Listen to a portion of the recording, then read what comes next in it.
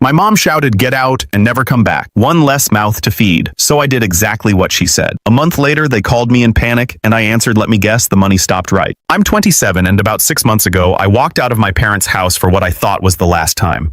I didn't slam the door. I didn't yell back. I didn't even pack much, just a duffel bag with a few changes of clothes and my laptop. I was done, completely done. And yet here I was sitting on my couch in my new apartment, staring at my phone as it buzzed non-stop with messages from my parents, their numbers flashing across the screen like a bad joke. It was almost funny, almost.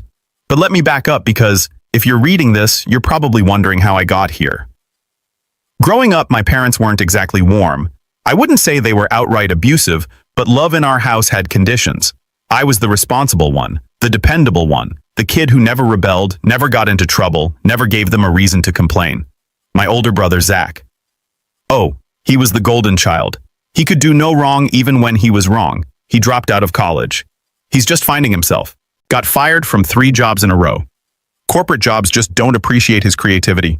Moved back home at 30 with no job and no real prospects. Times are tough for everyone. Meanwhile, I got my first job at 16, put myself through college on scholarships and part-time gigs, and started working in finance straight out of school. I never asked my parents for a dime. But you know who did, Zach. And guess who was expected to pick up the slack when our parents started struggling with their mortgage? Yeah, me. I didn't complain at first. I had the money, and they were my parents. They never outright demanded it, but the guilt trips were insidious. Mom would sigh dramatically when I visited, talking about how hard things had been lately and how we're just a little short this month. Dad would mention completely casually how Zach was trying so hard, but just needed a little more time to get on his feet. I knew what they were doing, and I let them do it. At first, it was just covering their utility bills here and there. Then it was groceries. Then a temporary contribution to the mortgage. Temporary stretched into every month. Soon, I was paying for almost everything outside of their car payments. And Zach, he just sat around the house playing video games, acting like a guest in his own home. I gritted my teeth and dealt with it. I figured they were my family. Families help each other. But then 6 months ago, things came to a head. It was a Sunday afternoon, and I had just finished a long week at work. I stopped by my parents' house like I usually did, bringing over a few groceries, because I knew they would have forgotten to go shopping again. I walked in bags in hand, only to find Mom sitting in the living room, arms crossed, lips pressed in that thin line she always got when she was gearing up to be angry. Zach was on the couch as usual, looking completely unbothered, tapping away on his phone. Dad was standing in the kitchen, shaking his head like he was disappointed in me for something I didn't even know I'd done. I barely had time to say, "Hey," before Mom launched into it. "We need to talk, Evan." That was never a good sign. I set the bags down, already exhausted. About what Dad said, stepping forward. "We've been talking, and we think it's time you contribute more. You make good money, and it's not fair for us to be struggling while you're living on your own, spending your paycheck however you want." I just blinked. "I already am contributing." Mom scoffed. "A few bills here and there? That's nothing compared to what we need." My hands curled into fists at my sides. "I've been covering the mortgage for the past 2 years. That's not nothing." Zach, who had been silent up until now, actually had the nerve to roll his eyes. "Come on, man. You know they've done a lot for us. It's just money." I snapped my gaze to him. "Us, I don't see you paying for anything." That set Mom off. "Don't talk to your brother like that. He's trying his best." I let out a humorless laugh. "Really? Because from where I'm standing, all he's trying to do is set a world record for most consecutive hours spent doing absolutely nothing." Dad stepped in, voice sharp enough to cut glass. "We're asking you to step up. The house is too much for us to handle alone. If you were a good son, you'd take responsibility." Something in me snapped right then. I had given them everything, my time, my money, my patience. And it was never enough. It was never going to be enough. I inhaled slowly. "Let me get this straight. You want me to take over the mortgage, completely pay for everything, while Zach continues to do nothing, and you don't see anything wrong with that?" Mom's lips thinned. "We just thought, as our son, you'd want to help your family." "And what exactly is Zach?" I asked, voice dangerously calm. "A houseplant."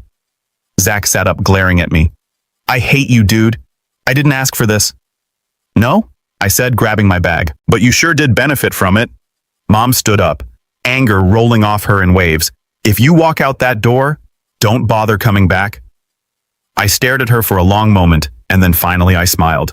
"Okay," I said simply, and I walked out. No dramatic speeches, no yelling, just done. I ignored the calls at first, then the texts. I moved into my own apartment, finally free, and for the first time in my life, I felt like I could actually breathe. But today, oh, today was different. Because after 6 months of silence, Dad finally texted me. Dad texted, "Why haven't you paid the mortgage this month?" I stared at the message for a second, then let out a slow exhale, feeling something dark and satisfied settle in my chest. I typed out my reply. I replied, "Oh, I thought I wasn't welcome." And then my phone exploded with messages. I leaned back on my couch watching the notifications flood in. I wasn't done yet, not even close. I watched my phone vibrate violently against the coffee table, the screen lighting up with a barrage of messages one after another. Texts from my parents, and surprisingly even Zach, poured in like a dam had just broken. I didn't touch it. Not at first. I just sat back, arms crossed, staring at it like it was some wild animal thrashing around in a cage. I could already imagine what they were saying. Mom was probably furious, demanding to know how I could be so selfish after everything they had done for me. Dad would be trying to sound reasonable at first, appealing to my sense of duty, before eventually caving to frustration when I didn't immediately respond. And Zach, I wasn't even sure what his angle was, but if I had to guess, he was either trying to guilt trip me or act like this whole situation had nothing to do with him. Curiosity finally got the better of me and I picked up my phone. Mom texted, "What is wrong with you? How could you do this to us?" "The bank just called. We're late on the mortgage payment." "Are you really this cruel?" Dad texted Evan, "This is serious. We can't afford to be behind on the mortgage. We could lose the house. Call me now." Mom texted, "I can't believe you're doing this out of spite. We raised you and this is how you repay us. You think you're punishing us, but you're just hurting your family." Dad texted, "Don't be childish. You're not a kid anymore, and we can't handle this on our own. You need to step up." Zach texted, "Dude, what? You know they don't have the money. Are you really going to let Mom and Dad lose the house just to prove a point?" There. It was the guilt trip right on schedule. I could have responded right away, but I didn't. Instead, I leaned back and let them stew, let the panic settle in, let them start realizing maybe for the first time that I wasn't their safety net anymore. After about 20 minutes, my phone buzzed again. A call from Dad. I let it go to voicemail. Then a call from Mom, straight to voicemail. Another text from Zach. Zach texted, "Answer your phone." "This isn't funny." I smiled to myself. Funny. That's exactly what I found it to be, because for years I had been pouring money into that house like a fool. No questions asked, no complaints. And yet the second I stopped, everything fell apart. So what had they been doing all this time? Did they even try to prepare for this? I decided to respond, but I wasn't going to waste time arguing. I replied, "Not my problem." It took exactly 10 seconds for Mom to call again. This time I picked up. The second I answered, she was already screaming. "How dare you," she shrieked. "You can't just abandon your family like this. Evan, you know we need your help. We trusted you." I kept my voice calm. "Oh, like how you trusted me to just keep paying for everything while Zach does nothing all day." "Don't talk about your brother like that," she snapped. "He's going through a rough time. You have no idea how hard it is for him." I laughed, actually. Laughed. "A rough time. Mom, Zach's been going through a rough time for 10 years. You know who else had a rough time? Me while I was working hard to keep a roof over your heads." She sucked in a breath, but I wasn't done. "You told me not to come back," I continued, "so I didn't. And now that the money's dried up, you're suddenly acting like I owe you something. That's not how this works." She was quiet for a second. Then her voice turned venomous. "We did everything for you, Evan. Everything. And this is how you treat us. You walk away when we need you the most." I let out a slow breath. "No, Mom. I walked away when you made it clear I was only useful as long as I was paying your bills." Silence. Then Dad's voice cut in. He must have grabbed the phone from her. "Evan," he said, his voice lower, more measured, "we just need a little help. Just this month. We're already behind and we don't have enough to cover it. If you don't help, the bank is going to start foreclosure proceedings." I felt something sharp twist in my chest. Not guilt, anger. Because this was what they did. Always. Push, push, push until I had no choice but to give in. Make me feel like the bad guy for finally setting boundaries. But not this time. I exhaled through my nose. "Sell the house then." Mom's voice exploded in the background. "We can't sell the house. This is our family home." I shrugged even though they couldn't see me. Sounds like a personal problem. Dad inhaled sharply like he was trying to keep his cool. Evan, be reasonable. We just need a little support until we figure things out. Figure things out, I repeated, voice flat. Like how to finally get Zach to pull his weight, or how to guilt trip me into fixing your mistakes again. Enough, Dad snapped. I'm done begging. You're our son and you will help us. I felt my lips curl into a slow, bitter smile. There it was. The real them. Not desperate, not helpless. Entitled. Well, I said, dragging out the word, it looks like you'll have to figure this one out on your own. Then I hung up. Almost immediately, more texts came in from Mom, from Dad, from Zach. Furious, desperate, insulting. But I didn't care. For the first time in years, I finally felt free. But something told me this wasn't over yet. Not even close. A few hours passed and I was feeling good. Really good.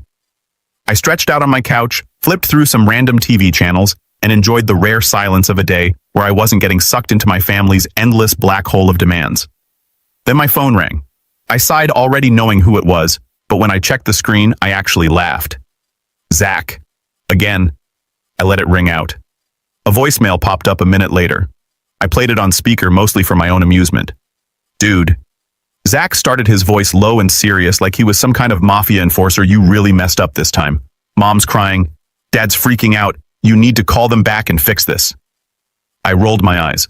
Fix this? Like I had set their house on fire instead of just stopping my unwilling role as their personal automated teller machine. I was about to delete the message when Zach's voice lowered even more, like he was about to deliver some real tough guy wisdom. You're being selfish, man. You think you're proving some big point, but all you're doing is destroying our family. I swear, if you don't pay the mortgage, I'll click. I deleted the voicemail before he could finish. Zach had always been full of empty threats. What was he going to do? Yell at me harder, beg for money aggressively. Before I could even put my phone down, another text came in, this time from Dad. Dad texted, "You don't seem to understand the gravity of the situation. This isn't just about us. If we lose the house, you won't have anywhere to come back to either." I laughed. Come back? Did they think I was going to come crawling back if they just let this go on long enough? I tapped out a response. Me, I seemed to be doing just fine without it. That must have struck a nerve because 2 seconds later, my phone exploded with a call from Mom. Against my better judgment, I picked up. "I hope you're happy, Evan," she screeched. "No, hello, no build-up, just straight to emotional terrorism." The bank called again. "We have days before they take our home. How could you do this to us?" I held back a yawn. "You mean the home I apparently had no right to exist in anymore? That one? Don't you dare mock me, young man." "Oh, I dare," I said lazily. "I really, really dare." She let out a furious noise somewhere between a gasp and a growl. I continued, my voice syrupy sweet. "Mom, let's recap. A few months ago, you told me I was ungrateful and that I should leave and never come back. So I left and never came back. And now you're mad at me for doing exactly what you said. That's not the point." "Oh, I think it is. You don't understand," she seethed. "This house means everything to us. It's the house you grew up in. And yet the second I stopped paying for it, it's about to collapse like a house of cards." Wild, huh? Silence. I smirked. "Say, while we're at it, I got to ask, what exactly was the plan here? You knew for years that I was covering the mortgage. So what was the grand strategy if something happened to me? Or did you just assume I'd keep slaving away forever?" More silence. I let out a fake gasp. "Oh no, you didn't actually think that far ahead, did you?" Mom inhaled sharply like she was about to go on another tirade, but I cut her off. "You know I've been thinking. Maybe it's time for Zach to step up. I mean, he does live there rent-free. Seems only fair, right?" Mom actually had the audacity to laugh like I had just said the funniest joke she'd ever heard. "Zach," she scoffed. "Oh, Evan, don't be ridiculous. Zach isn't built for that kind of responsibility." "Interesting," I mused. "So what you're saying is that I, your other son, was just expected to do it because I was built for responsibility. You were always the responsible one," she sniffed. "You always knew how to take care of things. Unlike Zach, you actually..." I cut her off with a chuckle, a cold, sharp one. "Got it. So I was punished for being responsible, and Zach was rewarded for being a leech. Thanks for finally saying it out loud." Evan stopped being dramatic. "Oh, you haven't seen dramatic yet," I said cheerfully. "Tell you what, since I'm in such a good mood, I'll make you an offer." There was a beat of hesitation. "What kind of offer?" "I'll call the bank," I said. "Right now." Mom inhaled sharply like she was about to cry with relief. You will? Yeah. I'll call them and ask how long you've actually been behind on payments. Because let's be real, there's no way this problem started the moment I stopped paying. Silence. Dead silence. I leaned back in my chair, enjoying the moment. Oh, you didn't think I'd figure that out. You've probably been missing payments for months, haven't you? But you figured as long as I kept covering for you, you'd be fine. Mom's breathing grew shaky. Evan, I wonder what else I'll find out. Maybe how much of my money actually went to the mortgage and how much of it just disappeared. No, Evan, listen. Oops, got to go, I said cheerfully. You know how it is. So many calls to make. And then I hung up. I could already imagine the chaos on the other end. Mom panicking, Dad pacing, Zach sitting there like a useless lump wondering if this was the part where he finally had to be a functional adult. But this was only the beginning. Because now, I was really mad. The moment I hung up, my phone started blowing up again. Calls, texts, voicemails. It was almost comical. 1 second they were kicking me out like I was some useless extra in their perfect little family, and the next they were desperately trying to reel me back in. Too bad for them. I wasn't biting. Instead, I leaned back and scrolled through my banking app, checking old transfers I had made to them over the years. Thousands and thousands of dollars all sent like clockwork. But here's the thing. If the mortgage was barely being paid now, what had they been doing with all that money before? That question buzzed in my mind as I finally made a call. Not to them, but to the bank. It took a few minutes to get through, but when I finally spoke to someone, I explained the situation in my best concerned and responsible adult voice. Hi, I used to handle my parents' mortgage payments, but I recently stopped. I just wanted to check the status of their account. The representative asked me a few questions, then put me on hold. And when she came back, the answer nearly made me laugh out loud. Sir, it looks like the account has been delinquent for nearly 8 months. 8 months. I ran a hand through my hair, suppressing a whistle. Wow. So you're saying that even while I was sending them money, they weren't paying? Another pause. It appears so, yes. Now that was gold. I ended the call, a grin stretching across my face. Oh, they were done. But I wasn't done yet. I took a deep breath, then, for the first time since all this started, I actually called Zach back. The phone barely rang before he picked up. Evan, finally. Dude, you need to fix this. Hey, quick question, I interrupted. Where do you think all the money I sent went? Silence, I pressed on. The bank says they haven't received a full mortgage payment in nearly 8 months. So where did it go, Zach? A long pause. Then, I don't know what you're talking about. I snorted. Oh, come on, man. You live there. You had to notice something. Mom and Dad suddenly buying more stuff. Taking trips. Where did the money go? He spluttered. Why does that matter? The point is I cut in. They've been lying. They've been letting me pay while they pocketed the rest. And now they're only freaking out because they finally ran out of my money. Another silence. Then suddenly Zach let out a frustrated breath. You don't get it, Evan. They're our parents. They needed help.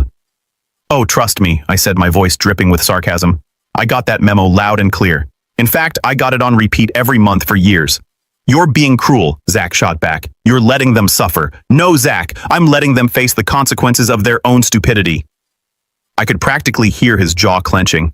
But before he could try another guilt trip, I hit him with the real kicker. You know, I was actually going to feel bad about all this. But after learning they were lying to me for almost a year, nah, they can figure this out without me.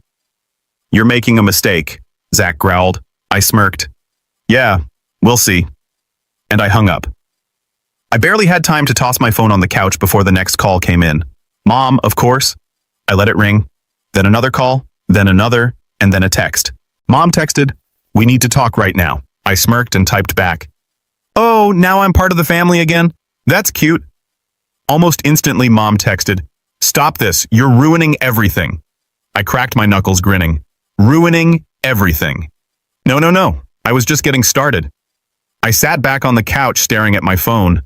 The messages from Mom and Dad were still coming through, each one more desperate than the last. My phone buzzed again, this time with a text from Dad.